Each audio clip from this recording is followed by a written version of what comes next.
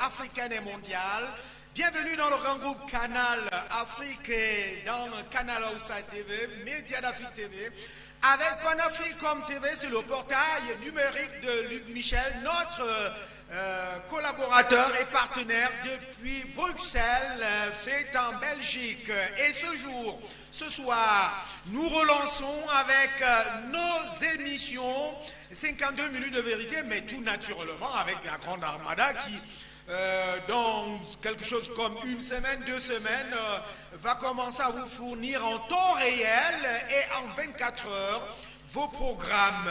Vous allez savoir la suite dans les semaines qui vont arriver, tout simplement. Mais pour l'instant, nous déroulons un tapis rouge à l'Organisation de la paix de l'Atlantique Nord. Ce n'est pas l'OTAN, c'est-à-dire l'organisation du traité de l'Atlantique Nord, je reprends. Nous déroulons un tapis rouge à l'organisation de la paix de l'Atlantique Nord qui est engagée dans la construction de la paix mondiale de manière multipolaire. C'est une organisation des Afro-descendants qui tire ses origines des États-Unis d'Amérique et travaille avec la Fédération de Russie.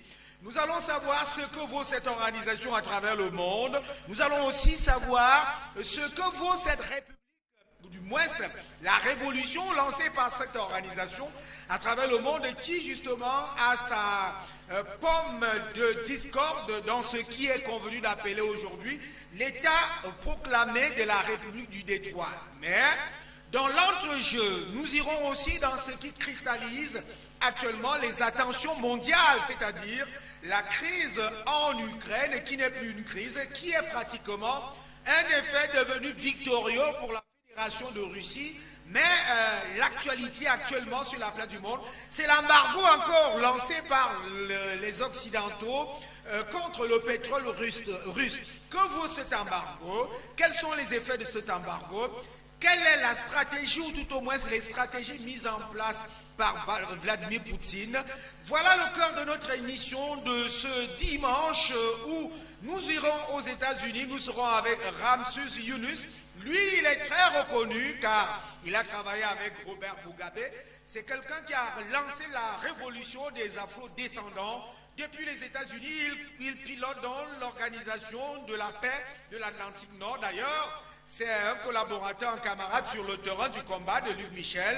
Pendant ce temps-là, avec Robert Mugabe, naturellement, Muammar Kadhafi, et tout naturellement aussi ces combattants de l'Amérique latine. Il a un représentant en Afrique. Nous allons aussi justement mettre quelque chose d'encourageant pour ce représentant, André Dembélé. On reviendra tout à l'heure. Mais en attendant que Yunus Ramsus nous retrouve, et naturellement il va s'exprimer en anglais sur ce plateau, c'est une innovation, c'est aussi des caractères inédits que nous allons souvent enregistrer au cours de nos éditions. Désormais, dimanche et les autres, on va vous donner les délais, les dates et autres. Luc Michel, vous êtes à Bruxelles. Bonsoir et bienvenue. Ciao. Bonsoir Hubert, bonsoir à toute ton équipe et à nos téléspectateurs. C'est un plaisir de vous retrouver. Ciao. Alors, Luc Michel, on va directement dans ce qui est appelé aujourd'hui le grand combat des Afro-descendants que vous maîtrisez. Ce combat-là a un aspect révolutionnaire qui aujourd'hui est presque maté par les États-Unis, mais où les choses en réalité ne vont pas justement réussir. On salue déjà le vice-président de Guinée équatoriale, le vice-président donc Théodorin Obiang Mangué, qui a accordé justement beaucoup d'attention à cette organisation, l'organisation de la paix de l'Atlantique Nord. Alors, qu'est-ce qu'on doit savoir d'entrée de jeu de cette organisation, Luc Michel? Géopolitique. Jusque-là, les Noirs aux États-Unis étaient définis comme Afro-Américains et on les avait emmenés dans un combat qui est une impasse, c'est-à-dire le combat des droits civiques. Aujourd'hui, les Noirs des États-Unis se définissent comme afro-descendants et non plus comme afro-américains. Ils ne demandent plus les droits civiques, mais ils demandent l'autodétermination. C'est un combat qui a été commencé dans les années 60, avec notamment Malcolm X, c'est le premier qui a défini les Noirs aux États-Unis comme des afro-descendants et le combat pour l'autodétermination. Déjà en 1966, le fondateur de mon organisation, le géopoliticien belge Jean Thiriac, soutenait ceux qui étaient à l'époque les Black Panthers. Mais aujourd'hui, évidemment, les Noirs sont majoritaires à Détroit. Ils sont majoritaires dans plus de 200 territoires aux États-Unis. Ils ont organisé 2 référendums. Ils ont proclamé l'autodétermination de la République de Détroit. Bien entendu, le système impérialiste américain, hérité de l'esclavagisme, il réprime ce mouvement. Il déploie la guerre civile, il déploie la CIA, etc. Mais le leader de Détroit, Ramzo Younous, il a organisé des milices armées, puisque c'est possible aux États-Unis, qui contiennent les forces de répression du gouvernement américain. Nous avons fondé une association internationale qui s'appelle la NAPO et qui vise à être une anti-OTAN de façon à faire la liaison avec les peuples d'Amérique latine, notamment du Venezuela et les peuples d'Eurasie, qui combattent pour un monde multipolaire et contre le colonialisme et l'esclavagisme. Alors, Luc Michel, vous venez de parler de Ramsus Younous, qui d'ailleurs a travaillé avec Robert Mugabe, qui connaît pratiquement l'Afrique. Il a été récemment en République centrafricaine.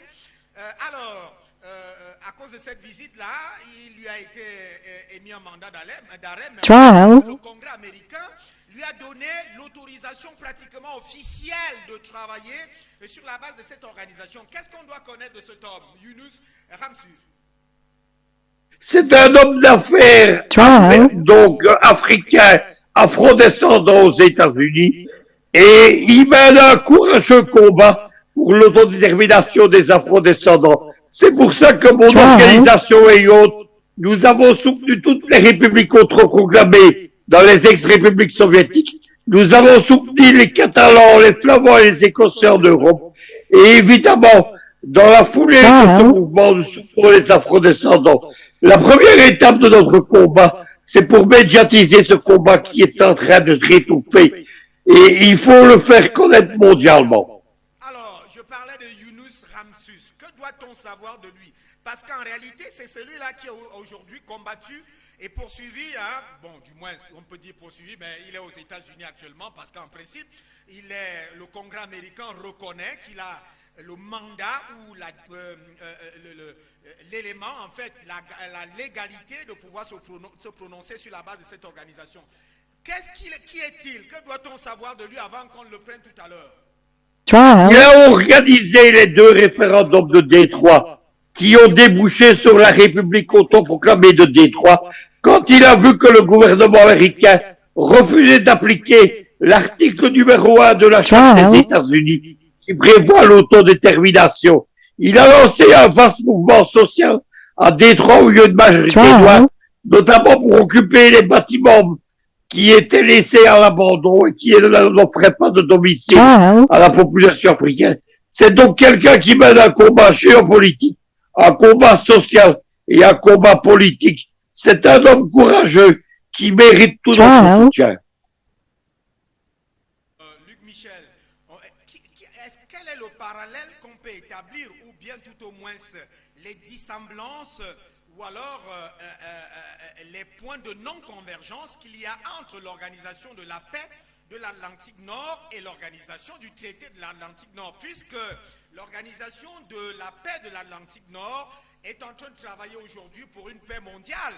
Et l'Organisation du traité de l'Atlantique, et c'est aussi une organisation qui se veut paramilitaire, et justement sur la base des origines, en fait, dans ses origines, les afro-descendants. Mais l'on sait qu'aujourd'hui, l'OTAN, l'Organisation du traité de l'Atlantique Nord, a créé beaucoup de malheurs dans le monde. Qu'est-ce qu'il faut en dire sur les 2 organisations? L'OTAN, c'est une organisation impérialiste qui unit les Américains et les pays européens de l'OTAN, justement. C'est depuis maintenant 60 ans, c'est une série d'agressions impérialistes. C'est eux notamment qui ont détruit l'Irak et la Libye. Et il n'y a rien à attendre et c'est eux qui entretiennent actuellement la guerre en Ukraine. La NAPO, au contraire, c'est une organisation des peuples pour un monde multipolaire. Mais elle a développé des milices armées parce que celui aux États-Unis qui se contente de subir le système impérialiste, n'a pas d'avenir. L'esclavage est soi-disant terminé aux États-Unis depuis 1865. Puis il y a eu un siècle de ségrégation et aujourd'hui, à part la bourgeoisie noire qui était assimilée par les Blancs, les Noirs, ils servent les troupes armées américaines, ils servent les ouvriers dans les usines, mais ils n'ont pas de droits. Ils vivent dans la misère et on leur dédie leurs droits civiques, etc. C'est à cela que Ramzo Younus veut mettre un terme. Alors, lorsque je veux prendre là, justement, certains, je vais aller dans les archives de cette organisation qui a ratifié, qui a été donc ratifiée par de nombreux pays, par les États-Unis en 1992, le pacte international relatif aux droits civils et politiques, donc d'un statut d'un statut de liberté. Mais est-ce qu'aujourd'hui, Luc Michel, le fait de poursuivre Younous Ramsus, ou alors le fait de faire entrave au fonctionnement de cette organisation, n'est pas une violation pratiquement internationale des droits de l'homme, Luc Michel? Mais vous avez exactement défini le problème. C'est que les États-Unis qui ont créé l'ONU, qui représenter la démocratie des droits de l'homme, ni à une vaste partie de la communauté africaine aux États-Unis, ces mêmes droits de l'homme. Dès 1945, l'article 1 de la Charte des Nations Unies, elle prévoit le droit à l'autodétermination pour les populations. Mais ce droit n'a jamais été appliqué en Occident. Au contraire, le référendum qui est l'arme des minorités et des peuples, on l'empêche d'être appliqué en Occident. On l'empêche en Espagne. Lorsque les Catalans ont proclamé un référendum d'indépendance, leurs dirigeants ont été envoyés en prison ou en exil. C'est la même chose en Belgique avec les Flamands, en Grande-Bretagne avec les Écossais. Bien entendu, c'est le cas dans toutes les ex-républiques soviétiques, à commencer par l'Ukraine, où les populations russophones veulent l'autodétermination. Donc l'ONU viole ses propres statuts et viole ses propres réglementations avec la complicité active des États-Unis et de l'OTAN. Alors, ça c'est, lorsqu'on parle donc du monde multipolaire, et dans cette organisation, dans les objectifs de cette organisation, il est question justement d'unir l'Afrique, de faire en sorte que l'Afrique entende voix dans cette révolution de la défense de la dignité des Noirs et justement aussi de la dignité du continent africain, des Afro-descendants. Quel est le regard aujourd'hui, Luc Michel, en attendant que Ramsus Younous nous rejoigne? On rappelle qu'il est aux États-Unis et peut-être il y a des petits soucis de connexion. Quel est le regard que les Africains doivent avoir aujourd'hui vis-à-vis de cette organisation de paix de l'Atlantique Nord? La communauté noire aux États-Unis se définit comme afro-descendante, c'est-à-dire qu'elle est une partie de la communauté africaine. C'est très important parce que les gens qui ont été déportés aux États-Unis par l'esclavagisme, évidemment, ils veulent aujourd'hui leur indépendance. Géopolitiquement, c'est important parce que le but, évidemment, c'est de détruire l'impérialisme américain.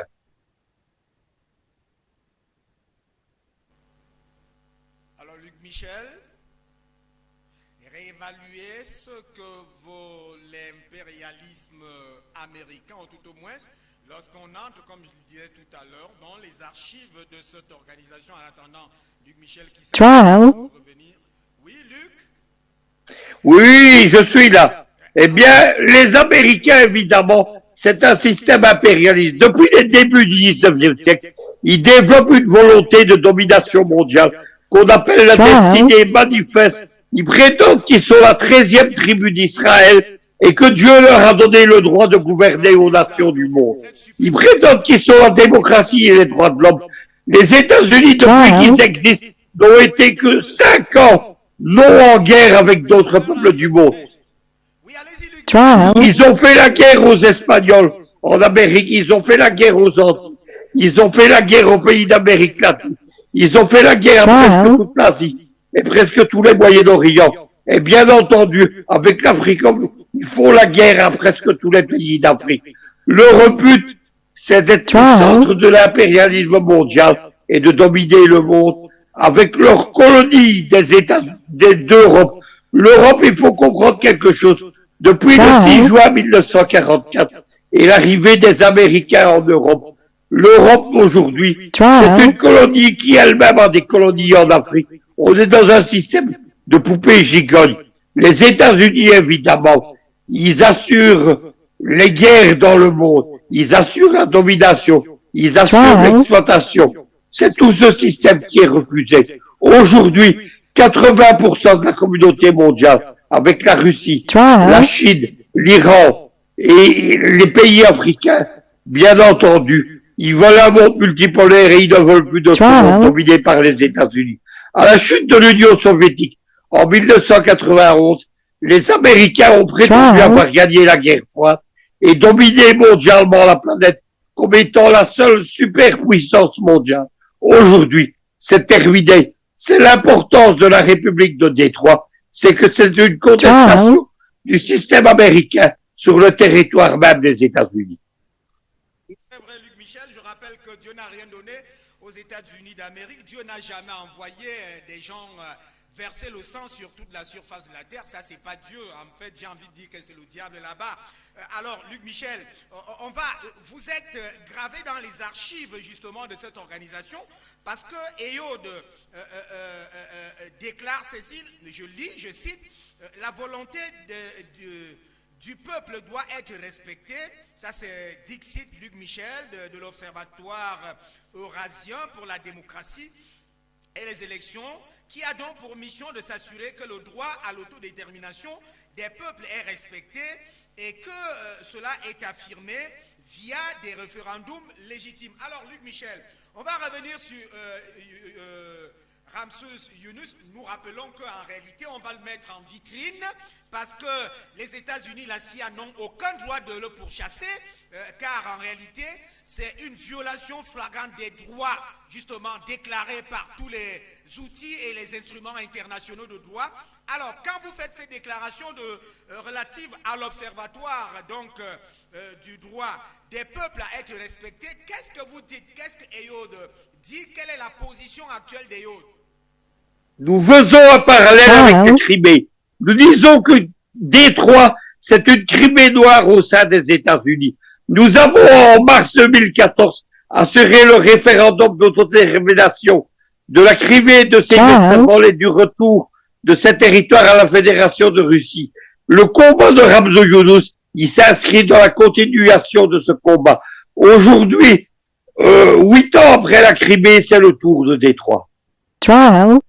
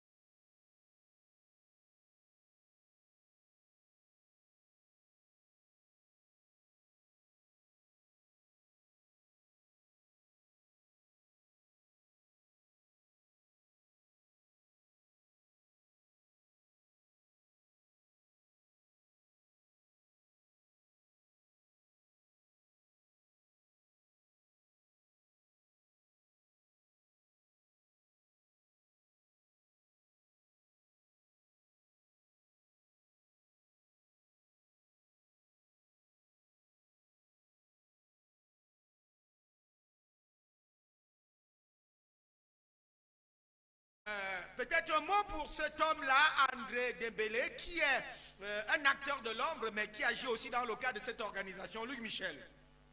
C'est un homme courageux comme Ramsus Yunus, c'est aussi un homme d'affaires africain, et il est fort impliqué dans la Guinée équatoriale. La Guinée équatoriale, c'est le cœur du panafricanisme, et dès 2013, le président Obiang Bassongo s'est défini comme l'héritier de Kadhafi. J'ajoute en le citant, bien que ce soit extrêmement dangereux, nous n'avons pas hésité. À un moment où tous les chefs d'État africains se taisaient où ils avaient avalisé la mort de Kadhafi, eh bien, Emam Bazogo a osé se revendiquer de Kadhafi.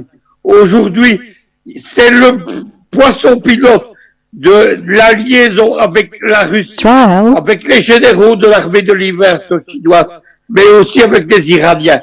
La Guinée équatoriale, c'est aujourd'hui un membre de l'OPEP, mais c'est aussi un des piliers des États producteurs de gaz, ce qu'on appelle l'OPEP du gaz. Il vise évidemment à la libération de l'Afrique. Ce combat est très important et évidemment, il s'inscrit dans la tradition de Kadhafi ou de Robert Mugabe. Chapeau donc au vice-président de Guinée équatoriale, Théodorine Obiang-Mangué, à toute son équipe, son cabinet. D'ailleurs, chapeau aussi au président Teodoro Obiang-Nguema Bazogo, qui d'ailleurs a rempilé dans le cadre des élections qui se sont déroulées là-bas. On va revenir sur tous ces aspects. Alors, dernier aspect, dans le cadre de cette organisation, des missions de l'Organisation de paix de l'Atlantique Nord, c'est-à-dire le NAPO.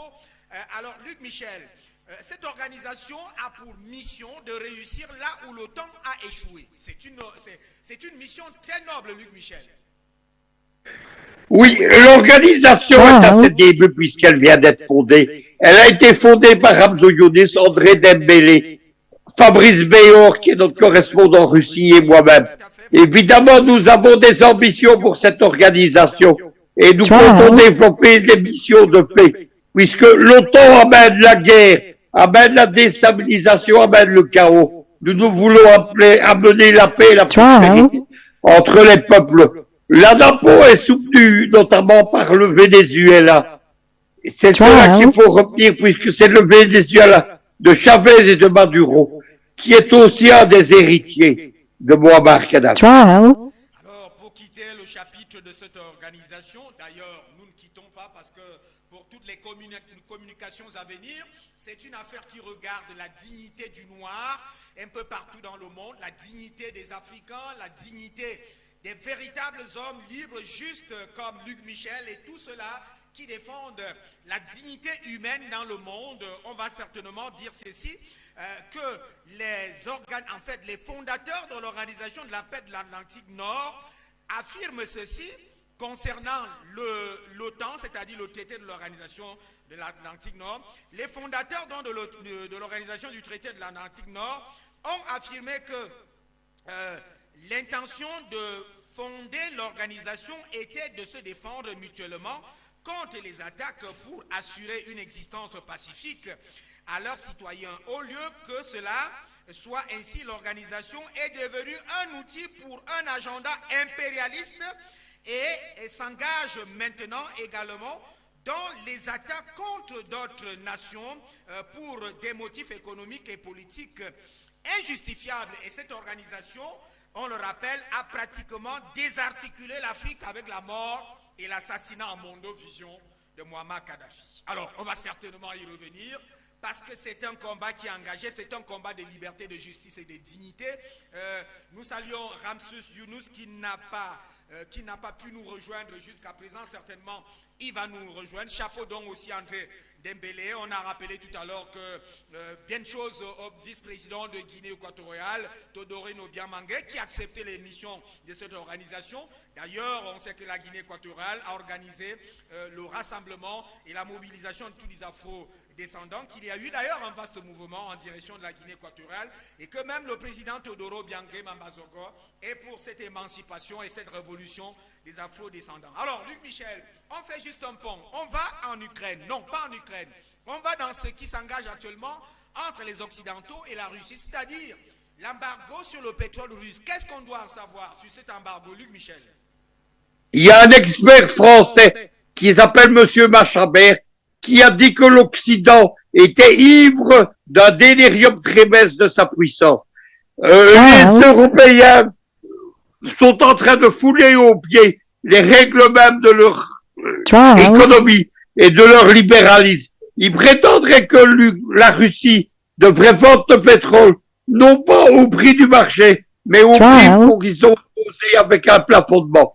Poutine a déclaré qu'il ne fournirait plus au pays qui applique ce plafonnement de pétrole. Il faut retenir une chose, c'est que dans l'économie libéralisée, ce n'est pas l'acheteur qui fixe le prix, mais le vendeur.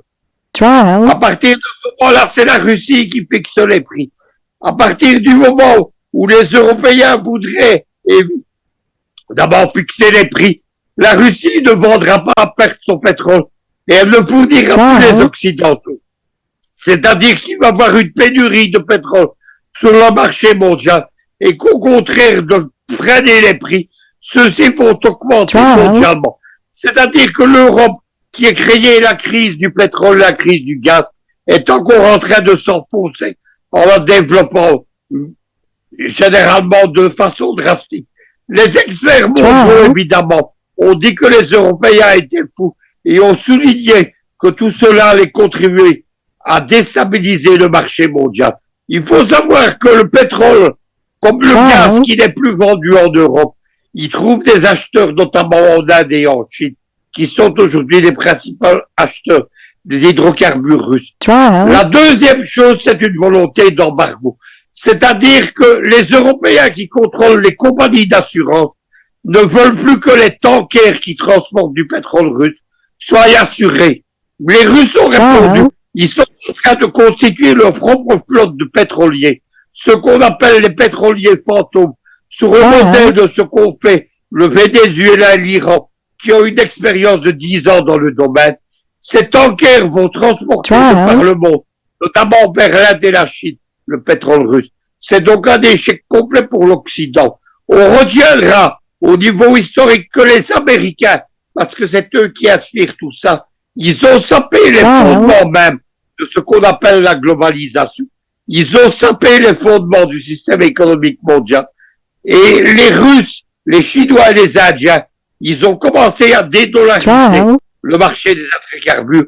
C'est-à-dire qu'on ne vendra plus en dollars, mais on vendra en roubles et en yuan.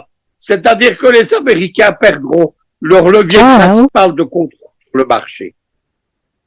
Les Américains perdront pratiquement le contrôle du marché. Mais Luc Michel, à côté, là c'est l'embargo du pétrole, mais on a quand même l'arrivée des armes envoyées encore ces jours-ci par les États-Unis d'Amérique au bord de la Pologne. Est-ce qu'il n'y a pas quelque chose qui se prépare côté occidental, côté traité de l'Atlantique Nord, l'OTAN, dans cet embargo et dans la possibilité justement aussi de ces armes qui sont massivement envoyées? Écoutez, l'OTAN et les États-Unis, ils ont un but, c'est que la guerre en Ukraine soit la plus sanglante possible, qu'elle dure le plus longtemps possible. Ils sont prêts à se battre jusqu'à la dernière goutte de sang du dernier Ukrainien, puisqu'ils ne veulent pas engager de troupes en Ukraine, ça serait la troisième guerre mondiale.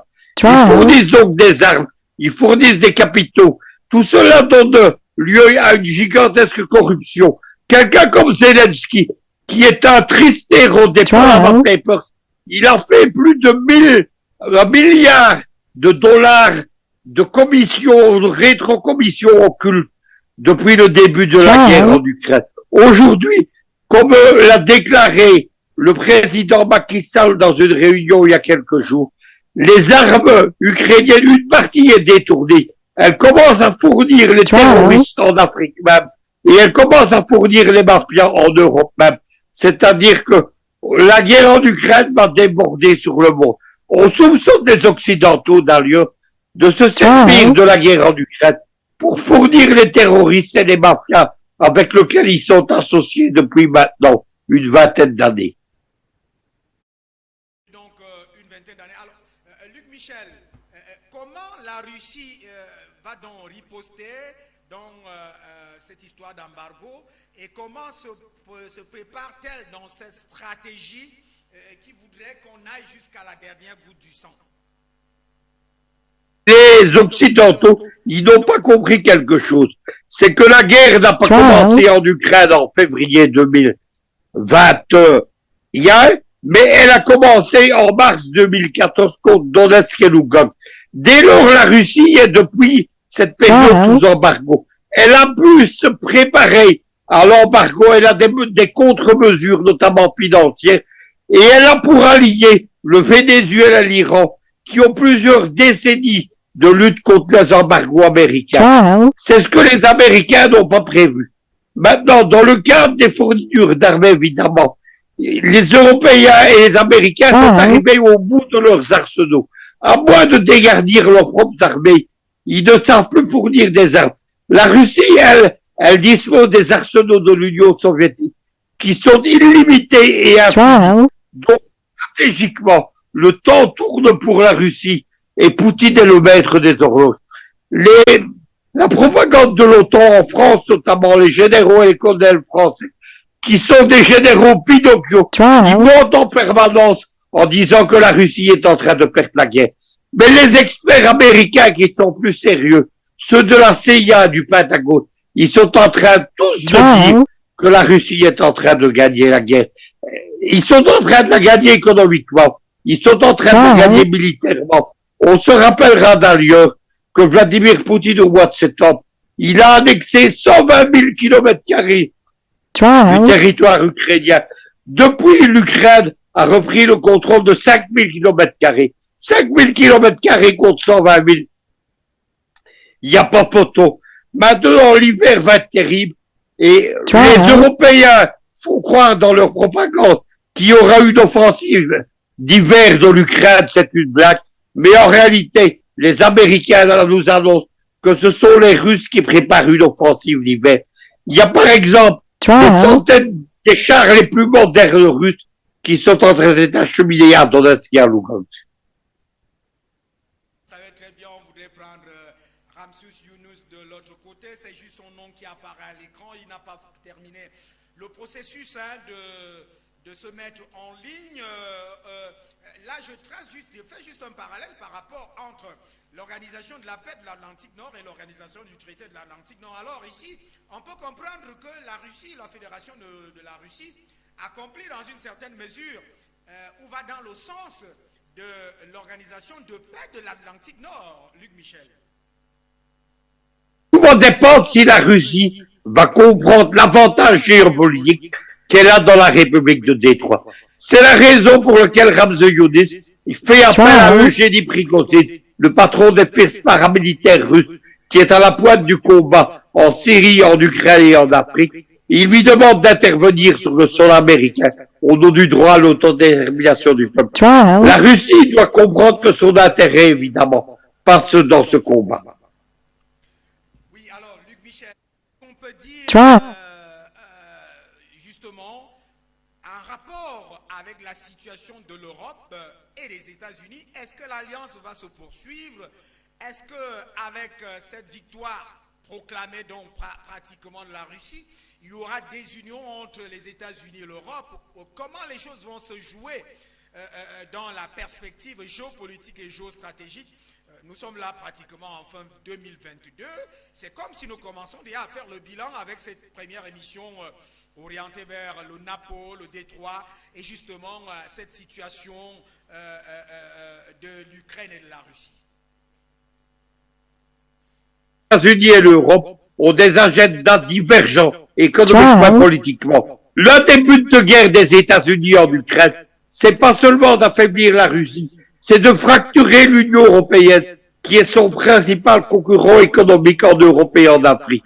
Dès lors, les Européens, ils connaissent une crise sociale, une crise énergétique. Cet hiver et particulièrement l'hiver prochain, puisqu'il n'y aura plus de réserves de gaz et de pétrole, contrairement à ce qui se passe maintenant, les Européens vont devoir choisir entre se chauffer, se soigner, manger ou rouler en voiture, pendant que leurs politiciens sont en train évidemment de s'en mettre à les poches. Il y a des grèves en France, il y a des grèves en Belgique, il y a des mouvements sociaux. Toutes les semaines, il y a des manifestations en Italie, en Allemagne pour demander à ce qu'on arrête la guerre en Ukraine. La semaine passée, il y a eu une étude atlantiste en Belgique qui détermine que 60% de la population belge, rappelons que la Belgique c'est la capitale de l'Europe et le siège de l'OTAN, pour rappeler que la population belge à 60% ne soutient plus les politiciens atlantistes et ne veut plus soutenir la guerre en Ukraine. À partir de ce moment-là, il y a un moment où les Européens vont devoir choisir entre la destruction économique de l'Europe Oui, la destruction économique de l'eau, on va certainement aller retrouver Luc Michel. Je rappelle que nous partons déjà vers la fin de cette édition, 52 minutes de vérité, très spéciale pour ce dimanche qui constitue justement à remettre sur orbite et au goût de jour ces programmes justement mis en place par Canal Afrique avec Canal Aoussa TV, Média d'Afrique TV, et justement le portail numérique Panafricom de Luc Michel depuis Bruxelles. Il faut rappeler qu'aujourd'hui nous parlons donc de l'organisation de la paix de l'Atlantique Nord qui est engagée dans la construction de la paix mondiale, mais de manière multipolaire, pas de manière impérialiste et néocolonialiste, c'est-à-dire que cette organisation puise ses bases et ses fondements dans l'émancipation et le souci de révolution, de dignité, de liberté des afro-descendants. Ces afro-descendants, donc, qui en réalité se recrutent en grande majorité aux États-Unis. Aujourd'hui, l'état de lieu, c'est qu'il y a eu donc une volonté d'autonomie, justement, de ces États, de ces afro-descendants au niveau des États-Unis. Il y a eu donc la proclamation des référendums donc matés dans une certaine manière par l'État central américain, mais qui aujourd'hui n'arrive plus à se contenir parce que je rappelle là, au passage que c'est la CIA qui, de manière pratiquement mercenaire, de manière justement contre la loi et contre les droits, ne fait que saboter les sites justement de l'organisation de la paix de l'Atlantique Nord et qui les sabote sans succès. C'est des éléments sur lesquels nous allons revenir progressivement. Et l'on rappelle donc qu'on faisait le point d'entrée sur les missions, les bases de cette organisation de paix de l'Atlantique Nord, le NAPO, et justement de cette République du Détroit donc proclamée par Yunus Ramsus, qui aujourd'hui a justement, selon nos informations qui sont très officielles, un caractère exceptionnel et justement légal, reconnu par le Congrès américain, de se prononcer sur la base de cette organisation, qui est d'ailleurs ratifiée par les États et même par les États-Unis d'Amérique. On retrouve Luc Michel. On n'aura peut-être pas Yunus Ramsus pour cette édition, mais on l'aura pour d'autres éditions très spéciales. Alors Luc Michel, on vous retrouve parce que je disais que nous sommes en train de faire pratiquement, de camper les bases justement d'un bilan de tout ce qui s'est passé au cours de l'année de manière géopolitique et géostratégique. Et on va donc vers la fin de ce programme. Qu'est-ce qu'on peut retenir aujourd'hui, Luc Michel, à partir de cet ancrage de la Crimée, non pas de la Crimée c'était en 2014, Luc Michel, vous vous souvenez très bien, de l'ancrage cette année de 2022, donc avec la guerre en Ukraine, pas la guerre en Ukraine, avec l'action de police internationale, de gendarmerie internationale, lancée par la Fédération de Russie, de démilitarisation et de dénazification donc, de l'Ukraine. Qu'est-ce qu'on peut retenir aujourd'hui? Que ça est en train de s'enfler et ça a pris pratiquement le monde entier. Un rapport donc avec l'Organisation de la paix de l'Atlantique Nord et le NAPO, c'est-à-dire le Détroit. Qu'est-ce qu'on peut retenir sur les enjeux actuels du monde, Luc Michel? Et Poutine, lorsqu'il a engagé l'opération spéciale, il avait trois objectifs. Le premier objectif, c'était purement ukrainien, c'était Donetsk et Lugansk. Le second objectif, c'était de mettre un terme au nouvel ordre mondial américain proclamé en 1991. Le troisième objectif, c'était de faire un terme à la globalisation économique et à la polarisation du monde. Aujourd'hui, 80% de la population mondiale, notamment les BRICS, notamment le G20, notamment les Chinois et les Indiens, mais également les Pakistanais et une grande partie des pays africains, ils soutiennent la Russie. Ce qu'on retiendra de nous, puisque nous sommes en Afrique, c'est que l'Afrique, grâce à l'opération spéciale d'Ukraine, elle est en train de rompre avec l'Occident et de se détacher du filet de domination occidentale qui s'imposait à l'Afrique. Le Mali, la Centrafrique ou le Burkina Faso, c'est un exemple de ce qui est en train d'être accompli et qui va être suivi par d'autres pays. Voilà ce qu'il faut retenir dans cette affaire. La véritable communauté mondiale, c'est la communauté qui est derrière Pékin, Moscou, Téhéran et les Africains. Simplement, l'organisation de coopération de Shanghai, qui unit Pékin, Téhéran, Moscou et 14 ex-républiques soviétiques, c'est 5 milliards d'hommes et de femmes. L'Occident, les États-Unis, l'OTAN, Israël et l'Australie et le Japon, ça représente même pas 1,5 milliard d'êtres humains. Ce n'est pas ça la communauté internationale au nom proclamé. La véritable communauté internationale, c'est celle qui se bat pour un monde multipolaire. Pour un monde multipolaire. Et Luc Michel, on peut dire que l'Organisation de paix de l'Atlantique Nord a donc une de ses missions de construire un monde multipolaire. Oui, c'est le soutien des populations civiles aux États. Jusque-là, le monde multipolaire était défendu par Moscou, Pékin, Téhéran et quelques autres. Mais aujourd'hui, ce sont les peuples du monde qui s'engagent derrière ceux.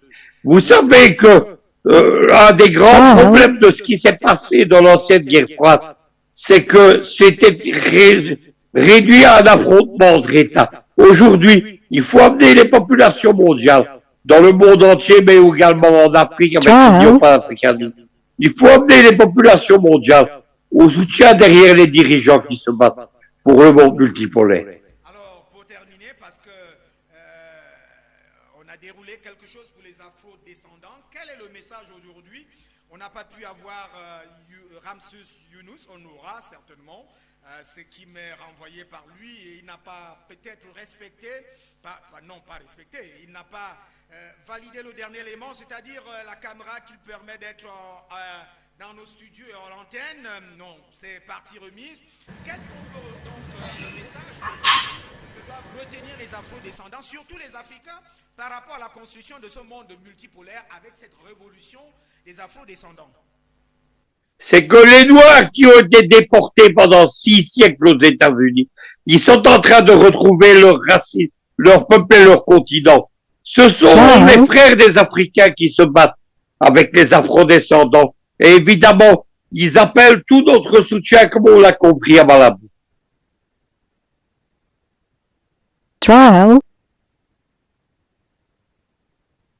Je suis là. Luc Michel. Je suis là, Hubert. Peut-être faire on va prendre Yunus Ramsus, mais on va le prendre seulement en audio parce que la vidéo n'est pas avec lui. Mais je ne sais pas, je te reviens dans un instant, Luc Michel. Le temps juste de saluer Yunus Ramsus en audio, tout simplement. Yunus, good afternoon. Alors là, on me signale que même en audio, il n'est pas là. On le voit, mais je ne sais pas ce qui se passe avec lui de l'autre côté. Luc Michel, on va repartir avec vous. Alors, Luc Michel, vous étiez en train de dire dans la perspective de la construction de ce monde multipolaire, la participation des afro-descendants. Vous disiez? Les afro-descendants, ils ont retrouvé leur racine, leur peuple et leur continent. Ce sont des Africains comme les autres, pas des Afro-Américains, comme le disaient les collaborateurs du système américain, mais des Africains sur le sol américain, déportés par l'esclavage. C'est comme ça que Ramzo Younous se définit lui-même, et il a raison. C'était déjà le combat de Malcolm X et des Black Panthers dans les années 60 que nous soutenions. Et évidemment, nous soutenons ce combat aujourd'hui, en 2022. Ramsus qui a fait des mains et des pieds pour nous rejoindre techniquement, non pas techniquement, par réseau. La connexion n'a pas été au bout du jour, c'est pas grave.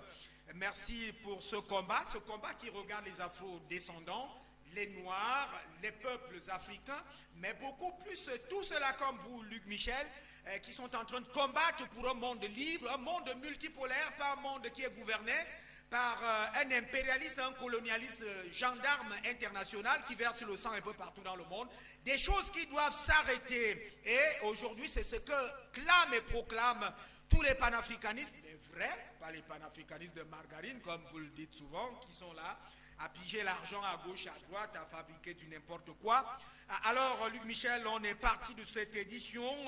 Merci aussi à André Dembélé, qui certainement a justement contribué pour la mise en place de cette organisation en Afrique.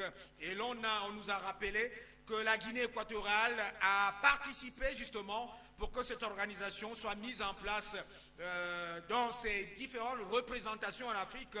Le vice-président Théodorine Obiang-Mangué a participé énormément et d'ailleurs tout son cabinet. Naturellement aussi le président Todoro Obiang-Nguema-Mbenzogué, toute la Guinée équatoriale, le parti politique de Guinée équatoriale. Un clin d'œil au président du Mali certainement, avec André Dembélé. On aura bien de choses en direction du Mali, à Assimi Goïta, naturellement à tous ces colonels du Mali qui ont donné des sueurs froides et qui ont renvoyé se balader la France et ses équipes d'ambassadeurs et autres. C'est terminé pour cette édition. Luc, bonsoir. Merci à toute ton équipe. Une bonne soirée et à bientôt. Merci à toi, Luc Michel, pour cette amitié. Je dois le dire, une vraie amitié de combat que j'entretiens avec toi depuis pratiquement 8 années aujourd'hui, avec une franchise, avec une vérité qui ne trahit pas. Merci à toi, Luc Michel. Merci aussi à tous les vrais panafricanistes sur la place du monde. Merci au président directeur général du grand groupe Canal Afrique. Et il y a ils sont nombreux qui agissent dans l'ombre, on ne va pas les citer ici. Ce sont des généraux de l'ombre. Madame, monsieur, c'était un plaisir de vous retrouver très nombreux dans cet espace, ou sur cet espace de liberté, justement, de vérité. Madame, salut, monsieur, bonsoir.